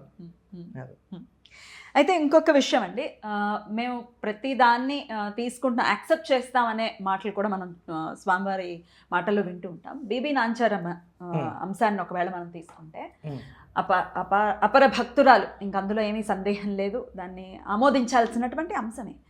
కాకపోతే సమ్మక్క సారలమ్మని మాత్రం మేము యాక్సెప్ట్ చేయము అంటూ కూడా వ్యాఖ్యలు చేయటం ఎంతవరకు సమంజసం? అది మీరు చెప్పేశారు, అంటే మీ మాటలో తెలిసిపోతుంది. అసలు బీబీ నాంచార్య కథ ఉందా లేదా అనేటువంటి దాని మీద కూడా చాలా మీమాంస ఉంది. సరే, అయితే ఉన్నది అని మనం కొంతసేపు అనుకుందాం. గుడి ఉండటం అది ఉన్నాయి, అంటే దాని తర్వాత ఏదో ఏర్పాటు చేశారు తురుష్కుల నుంచి ఆలయ రక్షణ కోసం అనేటువంటి ఒక వాదన కూడా ఉంది. వాదాలు రకరకాలు కదమ్మా, ఎందుకంటే చరిత్ర అది ఎప్పటి నుంచో ఉన్నట్టు. శాస్త్రము అనేది కాదు, ఇది చరిత్రకి సంబంధించింది, శాస్త్రానికి సంబంధించింది. కనుక చరిత్రలో ఇది ఎంతవరకు ఉన్నది అనేది చాలా అభిప్రాయ భేదాలు ఉన్నాయి. చరిత్రకారుల్లోనే దీంట్లో చాలా అభిప్రాయ భేదాలు ఉన్నాయి. అయితే సరే, ఆ అభిప్రాయ భేదాల జోలికి నేను పోవట్లేదు, ఉన్నదనే భావన చేద్దాం. తప్పేమి లేదు, ఉన్నది అనుకుంటే తప్పు లేదు. ఎందుకంటే ఇప్పుడు ఒక తురుష్క కులంలో పుట్టి ఆవిడ శ్రీమన్నారాయణుని సేవించి పరమ భక్తురాలుగా ఉండటానికి ఇష్టపడి భక్తురాలుగా మారింది, భగవంతుని చేరుకుంది అని అంటే మనం అందరం కూడా హర్షించదగినటువంటి విషయం కనుక. భార్యగా కూడా మారింది అనే ఆయనలో ఐక్యమైంది అని అందుకని చెప్పని ఆవిడ యొక్క భార్యగా వీళ్ళు భావన చేస్తున్నారు. అందుకని నాచ్యార్ అనేటువంటి పేరు పెట్టి భావన చేస్తున్నారు. ఆవిడకు ఒక సన్నిధిని కూడా ఏర్పాటు చేశారు మేల్కోట్లో. ఆవిడకి ఒక సన్నిధి కూడా ఏర్పాటు చేశారు. అయితే తురుష్కుల్ని మేము కలిపేసుకుంటాం, మా యొక్క సనాతన ధర్మంలోకి వాళ్ళని లాక్కొచ్చేసుకుంటాం, సంతోషమే, ఎవరు వస్తామన్నా మనం కాదనేది లేదు. ఈ సందర్భంలో ఒక మాట చెప్పారు. సచ్చిదానంద శివాభినవ నృసింహ భారతీ స్వామివారు ఒక మహాత్ములు శృంగేరి పీఠాన్ని ఆరోహణ చేసినటువంటి వారు. ఇప్పుడున్నటువంటి స్వామివారు భారతీర్థ స్వామివారు, వారి గురుగారు విద్యాతీర్థ స్వామివారు, వారి గురుగారు చంద్రశేఖర భారతీ స్వామివారు వారి గురువారు ఈ సచ్చిదానంద శివాభినవ నృసింహ భారతీ స్వామి వారి వీరే ఇప్పుడు మనం చూస్తున్నటువంటి కాలడీ క్షేత్రాన్ని కనుగొని అక్కడ ఆలయ నిర్మాణం చేసి ఇక్కడే శంకర భగవత్పాదులు ప్రభవించారని మనకు చెప్పినటువంటి మహాత్ములు. వారు ఒక ఇది చెప్తారు ఏంటంటే, వారు దీని గురించి ఒక మాట చెప్తూ ఏమంటారంటే గనక, ఎవరైనా సరే ఇతర మతాల్లోకి వెళ్ళిపోయారు, వాళ్ళు తిరిగి మన మతంలోకి రావాలి అనుకుంటే దానికి ఏంటి విధానం ఒకటి. రెండవది, అసలు జన్మతహానే ఇతర మతాల్లో జన్మించిన వాళ్ళు మన మతంలోకి రావాలనుకుంటున్నారు, దానికి విధానం ఏమిటి అంటే వారు ఒక మాట చెప్పారు. దాంట్లో ఇతర మతాల్లోనే జన్మించి, ఏ మతం అన్నా కావచ్చు, ఇతర మతాల్లో జన్మించి మన మతంలోకి రావాలనుకుంటే దానికి ఏ విధానం అక్కర్లేదు, వచ్చేయడమే. ఎందుకు అని అంటే ప్రపంచం అంతా సనాతన ధర్మమే, నేను సనాతన ధర్మానికి చెందని వాడని అనే భావన అతను అనుకుంటున్నాడు, కానీ అందరూ సనాతన ధర్మీయులే. అంటే ఒక క్రైస్తవుడు నేను క్రైస్తవుని అనుకుంటున్నాడు, కానీ వాస్తవానికి అతను సనాతన ధర్మానికి సంబంధించిన వాడే. ఒక తురుష్కుడు పురాతనమైంది, ఎలాంటి నుంచో ఉన్నది. క్రీస్తు నుంచి క్రైస్తవం వచ్చిందని వీళ్ళు చెప్తున్నారు, లేదా ఆయన తర్వాత కొంతకాలం నుంచి వచ్చిందని చెప్పుకుంటున్నారు, ఏదో ఇంకో ప్రవక్త నుంచి ఈ మతం వచ్చిందని చెప్పుకుంటున్నారు. కానీ ఈ సనాతన ధర్మం ఎప్పటి నుంచి ఉంది అంటే ఈ ప్రవక్తలు ఎవరు కూడా పుట్టక ముందు నుంచి ఉంది. అందుకని అందరూ సనాతన ధర్మానికి సంబంధించిన వారే నాయన. వారు ఇప్పటికి ఆ సత్యాన్ని గ్రహించినటువంటి వారే, వారు పుణ్యాలు ఇప్పుడు పండి దీంట్లోకి రావాలనుకుంటున్నారు కనుక ఇక దానికి ఏం అక్కరా, వాళ్ళు సనాతన ధర్మానికి సంబంధించిన వారే అని చెప్పారు. కనుక ఎవరన్నా ఈ ధర్మంలోకి వచ్చేయాలనుకుంటే వచ్చేయచ్చు. నదులన్నీ సముద్రంలో కలిసినట్టుగా ఈ ధర్మంలో అందరూ కలిసిపోవచ్చు, ఏం అభ్యంతరం లేదు. కానీ అటువంటి విధర్మీయురాలైనటువంటి బివి నాచ్యార్ని అంగీకరించినటువంటి మీరు సమ్మక్కాసారని మరి ఎందుకు గౌరవించట్లేదు, లేదా వారిని ఎందుకు అంగీకరించలేకపోతున్నారు అనేది నాకు ఆశ్చర్యకరమైనటువంటి అంశం. గౌరవించకపోయినా పర్వాలా, అంగీకరించలేకపోవడం అనేది ఆశ్చర్యకరమైనటువంటి అంశం, శోచనీయం. ఎందుకంటే మన ధర్మానికి సంబంధించినటువంటి వారు రాయిని రప్పని కూడా భగవంతుడిగా భావన చేసేటువంటి మనం ఒక వారిద్దరిలో దేవీ తేజస్సు ఉంది అని చెప్పిన మనం భావన చేసి వారిని వనదేవతలుగా కొలిస్తే నష్టం ఏం లేదు కదా, లేదు కదా. అంతే. నిజంగానే అది కాదు అనుకున్నట్లయితే ఇంతకాలం ఇన్ని పీఠాలు వర్ధిల్లుతున్నటువంటి ఈ దివ్య దేశంలో ఒక్కళ్ళన్నా ఖండన చేయకుండా ఉండేవాళ్ళండి. సనాతన వైదిక పీఠాలలో అది స్మార్తం కావచ్చు, వైష్ణవం కావచ్చు, ద్వైతం కావచ్చు, విశిష్టాద్వైతం కావచ్చు, అద్వైతం కావచ్చు, ఒక్కళ్ళన్నా సనాతన వైదిక పీఠాల్లో ఉన్నటువంటి వారు ఖండన చేసినటువంటి వారు ఉన్నారా? వందల సంవత్సరాలుగా ఆ సంప్రదాయం కొనసాగుతోంది. దాన్ని బట్టే దాన్ని అందరూ ఆమోదించారని తెలుస్తాం. అందరూ ఆమోదించినా మేము ఆమోదించాం. నేను చెప్తున్నా, ఇది మాకంటూ ఒక ప్రత్యేక సిద్ధాంతం ఉంది, మాకంటూ ఒక ప్రత్యేక చరిత్ర ఉంది, మేమేదనుకుంటే అదే చరిత్ర, మేమేదనుకుంటే అదే సిద్ధాంతం. కనుక వివాదాలు రాజేసి లోకంలో అన్రెస్ట్ క్రియేట్ చేయడం కన్నా అందరినీ సమైక్యపరిచి ఒక తాటి మీదకి నడిపించవలసినటువంటి గురుతర బాధ్యత కలిగినటువంటి చిన్నజీవ స్వామి వారు ఇప్పటికైనా సరే వివాదాలకు దూరంగా ఉంటూ, ముఖ్యంగా స్మార్తుల యొక్క మనోభావాలు దెబ్బతినేటువంటి విధంగా, అసలు శంకరాచార్యుల వారిని హైజాక్ చేసుకునేటువంటి విధంగా వారు చేసినటువంటి వ్యాఖ్యలు ఏవైతే ఉన్నాయో, స్మార్తాన్ని అసలు ఎత్తివేయడానికి కానీ వారు చేసినటువంటి ఎత్తుగడ ఏదైతే ఉందో దాన్ని మేము పూర్తిగా ఖండన చేస్తూ ఈ వ్యాఖ్యలు వారి వెనక్కి తీసుకోవాలి, ఉపసంహరించుకోవాలి, లేదా ఇప్పుడు మేము ఎలా అయితే ప్రమాణాలు చూపించామో దానికి అట్లా వారి గ్రంథ ప్రమాణాన్ని, చరిత్ర ప్రమాణాలని వారు చూపించాలని చెప్పని మేము అన్ని సవినయంగా విన్నపం చేసుకుంటున్నాం.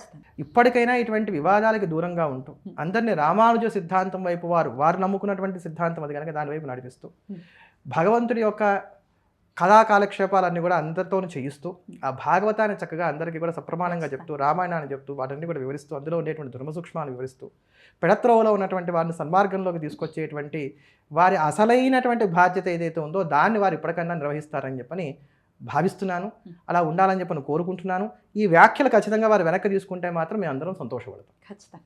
సమయం ఇచ్చినందుకు కృతజ్ఞతలండి. నమస్కారం. నమస్తే.